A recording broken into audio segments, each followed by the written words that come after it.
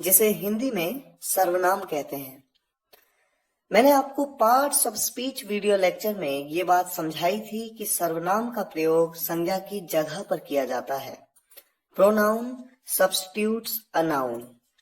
Examples मैंने आपको बताए थे, he, she, they, I, we, you, this, that, these, those, it and so on. मैंने आपको कुछ एग्जाम्पल्स भी दिए थे। एक एग्जाम्पल मैंने आपको बताया था, भानु मेरा दोस्त है, भानु प्यारा है। Bhanu is my friend, Bhanu is cute. इस एग्जाम्पल में बार बार भानु कहने की जगह मैं सेकंड सेंटेंस में मैंने भानु की जगह वह का प्रयोग किया। भानु मेरा दोस्त है, वह प्यारा है। Bhanu is my friend, he is cute. तो बार बार भानु कहना ठीक नहीं लगता। जब हम जानते हैं कि हम भानु के बारे में ही बात कर रहे हैं, तो भानु की जगह पे वह कह दिया। ये जो वह, यह ही, यही तो मेरा प्रोनाउन है। इसी तरह से मैंने एक एग्जाम्पल आपको और समझाया था डिटेल में। शुभम इलाहाबाद बैंक में काम करता है, उसके पापा अच्छे आदमी हैं। Shubham works in Allahabad bank, his father is a nice man. यहां पर मैंने उसके पापा, किसके पापा? शुभम के पापा। तो शुभम के, बार बार शुभम कहने के बजाय मैंने कहा उसके पापा। हमें पता है हम बात शुभम की कर रहे हैं, तो उसके, ये जो वर्ड है यही तो मेरा सर्वनाम है।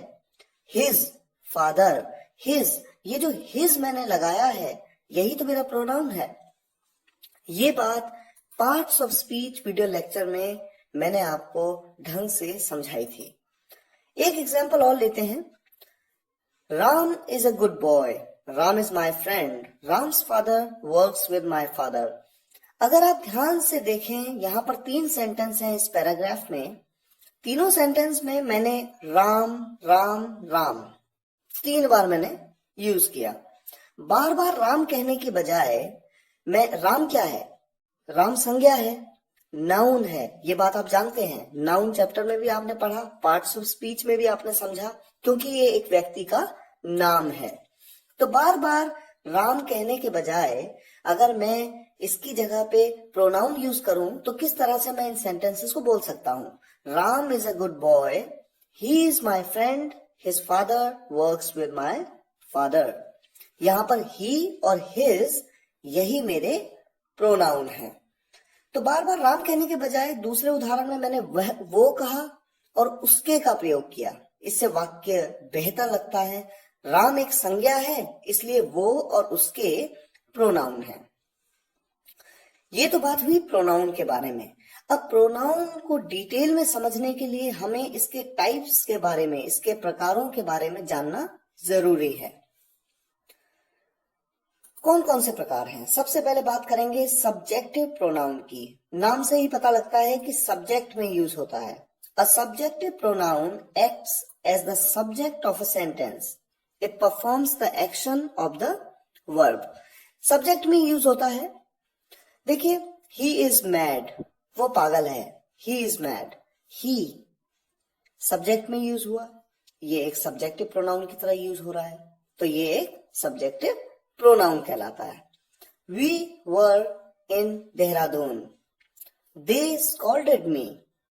दे, वी, ये यहां पर सब्जेक्ट में यूज हो रहे हैं, सब्जेक्टिव प्रोनाउन कहलाते हैं।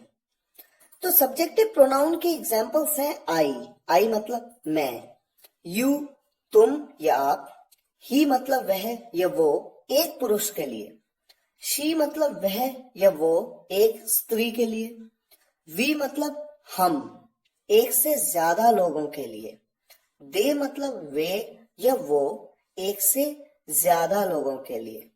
जैसे मान लीजिए 5-6 लोग खड़े हैं, मैंने कहा वो अच्छे हैं। यहां पर मैंने कहा वो अच्छे हैं, वो मतलब क्या? कितने लोगों के लिए? एक से ज्यादा लोगों के लिए। तो क्या लगाऊंगा? दे। अगर मान लीजिए एक आदमी खड़ा होता या एक लड़का खड़ा होता, कोई एक पुरुष, तो मैं कहता ही इज गुड।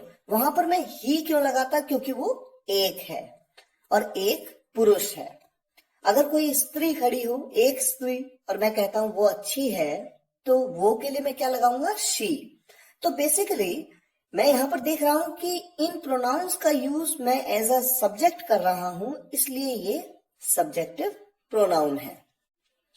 इसी तरह से अगला प्रकार है ऑब्जेक्टिव प्रोनाउन। नाम से ही पता लगता है कि ऑब्जेक्ट में यूज होता है। An objective pronoun acts as the object of a sentence, it receives the action of the verb.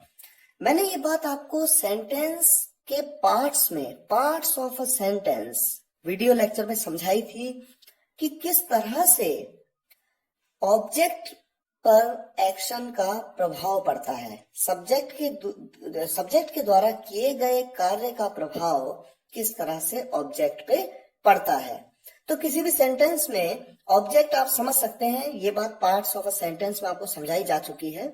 यहां पर मैं आपको ये बताऊंगा कि उस ऑब्जेक्ट की जगह, क्योंकि वो ऑब्जेक्ट एक नाउन है, उसकी जगह पे यूज होने वाला ये प्रोनाउन एक ऑब्जेक्टिव प्रोनाउन कहलाएगा।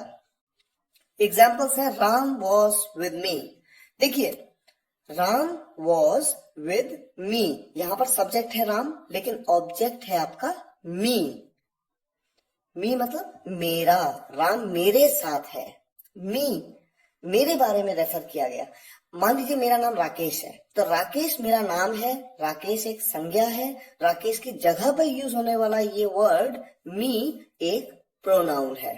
डैड स्कॉल्डेड हिम, पापा ने उसे डांटा। किसे डांटा, उसे डांटा, वो कोई व्यक्ति है। मान लीजिए वो राम है, राम की जगह मैंने क्या लगाया, हिम लगाया। तो हिम लगाया राम की जगह, राम संज्ञा है, राम की जगह पे हिम लगाया। ये हिम क्या है, एक वर्ड है, प्रोनाउन है, क्योंकि ये संज्ञा की जगह पे लगाया गया। लेकिन लगाया कहाँ गया, ऑब्जेक्ट में, इसलिए ये एक ऑब्जेक्टिव प्रोनाउन कैटेगरी में। बेबी इज वॉचिंग यू, ये भी एक एग्जाम्पल है। ऑब्जेक्टिव प्रोनाउंस कौन से हैं, एक बार देखते हैं। मी मुझे या मेरे, एक्चुअली सेंटेंस पे डिपेंड करता है। जब मैंने कहा यू आर विद मी, आप मेरे साथ हो, तो यहां पर मेरे का सेंस आया। अगर मैं कहता यू स्कॉल्डेड मी, आपने मुझे डांटा, स्कॉल्ड मतलब डांटना, आपने मुझे डांटा, तो यहां पर मी का सेंस मुझे का है, इसलिए मुझे मेरे पे मत जाइए।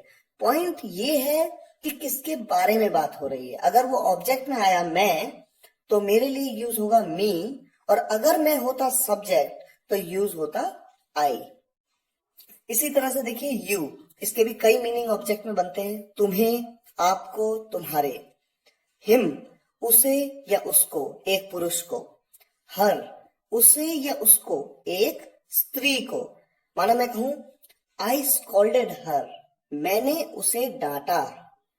या मैं कहूं आई एम विद हर, मैं उसके साथ हूं, आई एम विद हर। तो यहां उसके का सेंस आया, किसके साथ, एक स्त्री के साथ। देम उनको या उनके, एक से ज्यादा लोगों के लिए। तो देखिए देम किससे बना है, दे से बना है। दे कब आता है, सब्जेक्ट में आता है। देम कब आता है, ऑब्जेक्ट में आता है। अस, अस किससे बना है, वी से। वी मतलब क्या होता है, हम। और अगर ऑब्जेक्ट में आया हम, तो क्या यूज करेंगे, अस, यू एस, हमें या हमारे के लिए, एक से ज्यादा लोगों के लिए। इसी तरह से अगला प्रोनाउन है possessive pronoun.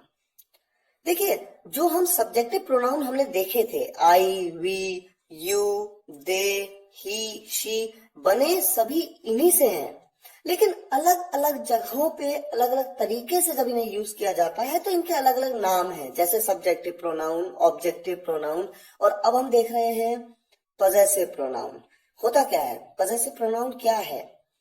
A possessive pronoun tells us who owns a particular thing.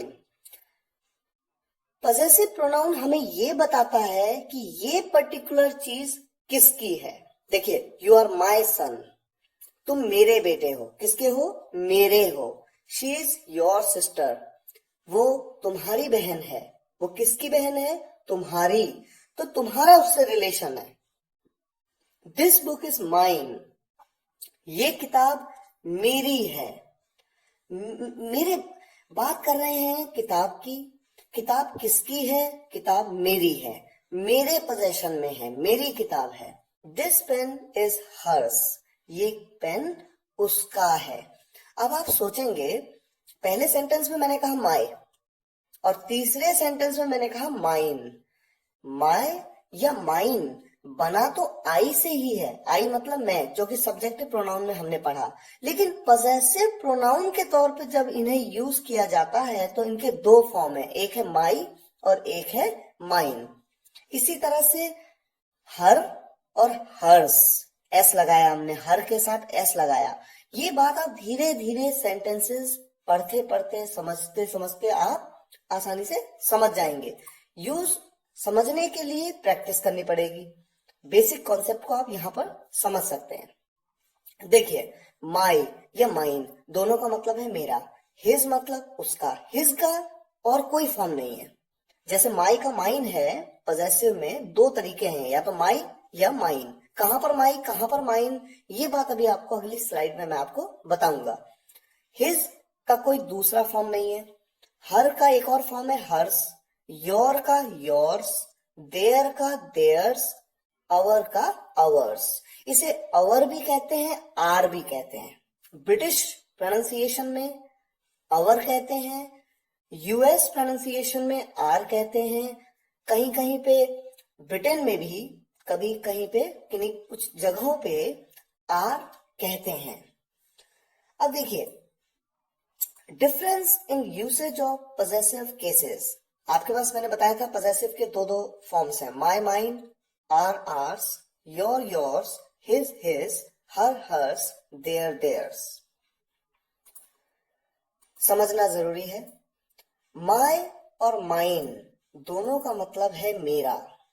पर अगर वाक्य में मेरा अकेले आए तो माइन का प्रयोग, और अगर मेरा के साथ कुछ और जुड़ा हुआ हो, जैसे मेरा भाई, मेरे दोस्त, तो वहां पर मेरा के लिए माई का प्रयोग करेंगे। एग्जाम्पल से आप इस बात को बेहतर समझ पाएंगे।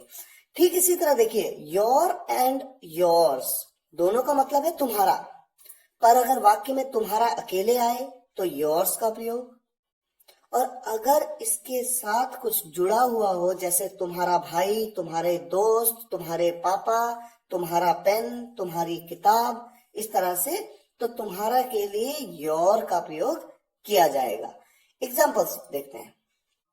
तुम मेरे भाई हो, यू आर माई ब्रदर, क्योंकि मेरे के साथ कुछ जुड़ा हुआ है, क्या लगा हुआ है, मेरे भाई, बताया। तुम मेरे भाई हो, यू आर माई ब्रदर। लेकिन जब कहा तुम मेरे हो, यहां पर मेरे के साथ कुछ लग के नहीं आया, यू आर माइन। ये मेरी किताब है, दिस इज माई बुक, ये किताब मेरी है, दिस बुक इज माइन। देखिए, मेरी दोनों जगह आया, लेकिन जहां मेरी के साथ कुछ लग करके आया, किताब लग करके आया, मेरी के बाद कुछ लग करके आया, किताब, दिस इज माई बुक। और ये किताब मेरी है, यहां पर मेरी के बाद कुछ आया, नहीं आया। ये किताब सब्जेक्ट है, ये किताब, दिस बुक किसकी है, मेरी है, दिस बुक इज माइन। तो इस तरह से एक एग्जाम्पल और देख सकते हैं आप, ये उसका बच्चा है। अगर वो कोई लड़का है, मतलब कोई पुरुष है जिसका बच्चा है।